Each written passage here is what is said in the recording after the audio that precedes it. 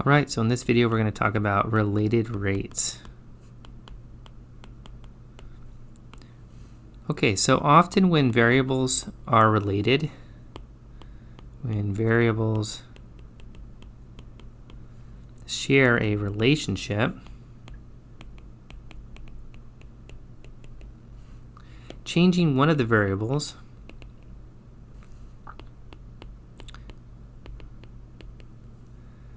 changes the other.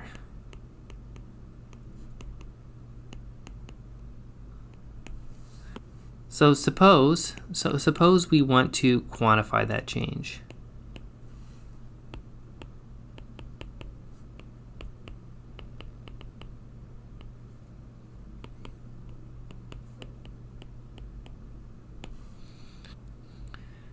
Okay, so let's consider y equals x squared.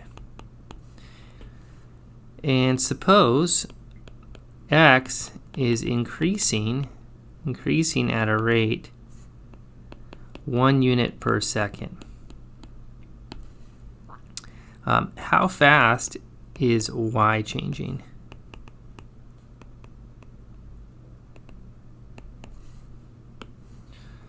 So we have y equals x squared. We know how x is changing. We know x is changing at a rate 1 unit per second.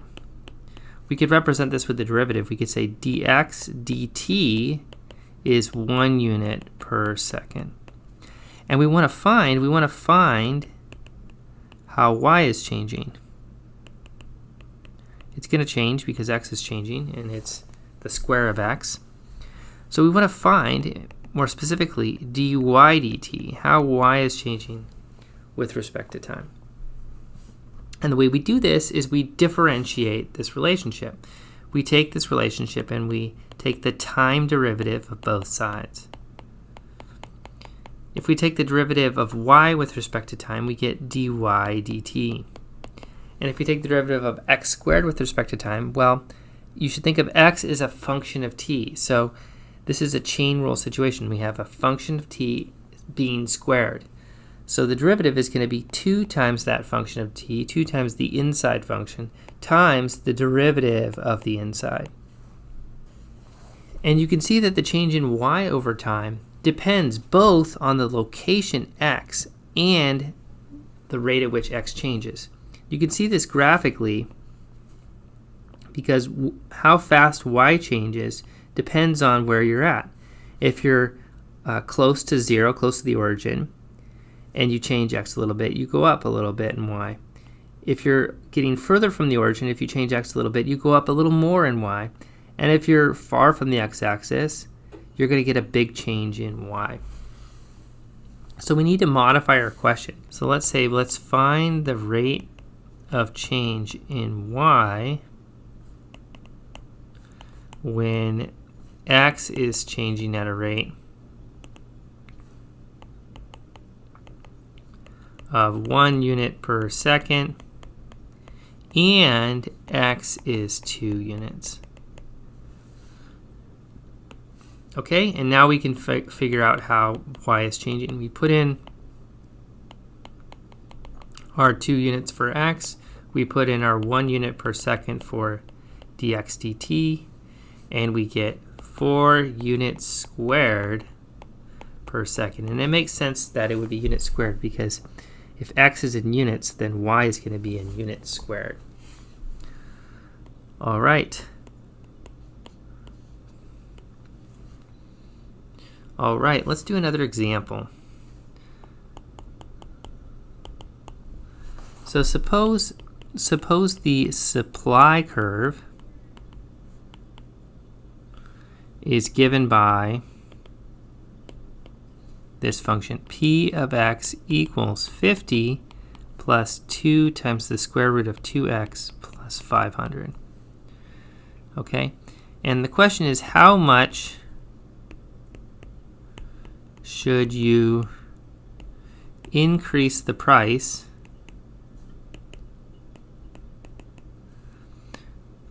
each month each month so that the supply X increases at a rate of 5 units per month. And we're going to be looking at the point when X is 1,000 units. Okay, so let's draw a graph of this supply curve. So when X is 1,000, this outputs, it outputs 150.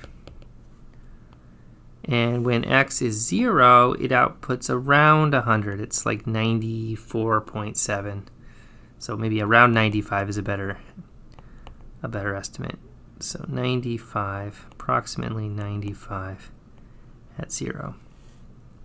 And it's this this square root looking function. So it curves like this. It's concave down over the whole domain. Something like that.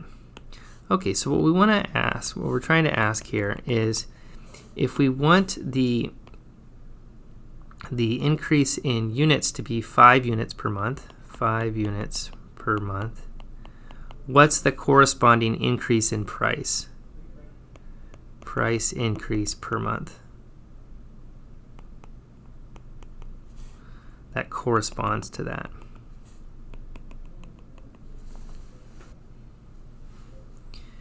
And to answer this question, we got to differentiate our function.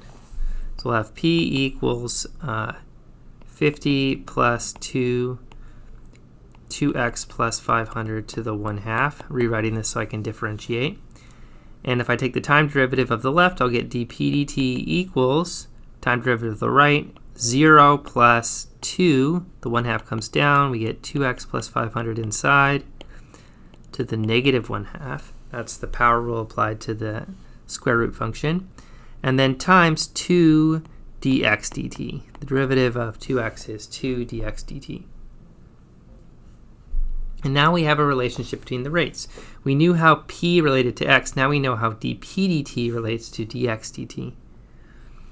And we can plug in what we know. So we know that x is 1,000, and we know that dx dt is 5 units per month.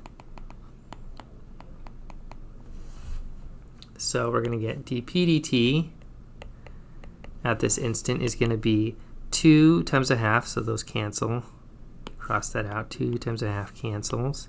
And we'll get 2 times 1,000 plus 500 to the negative 1/2 times 2 times 5. And this is going to be 2,500 to the negative 1/2 times 10.